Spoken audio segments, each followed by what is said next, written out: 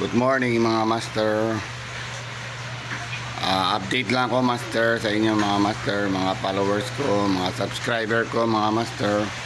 Wala tayong fishing ngayon master dahil namatay nanay ko.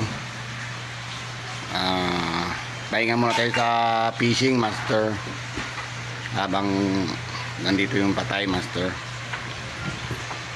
Ayan master.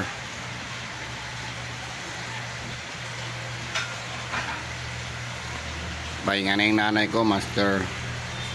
Ang edad nga master ano na 86 master, 86.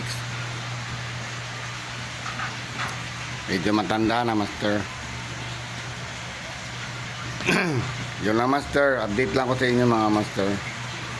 Salamat sa inyo mga master, mga followers ko at subscriber ko mga master.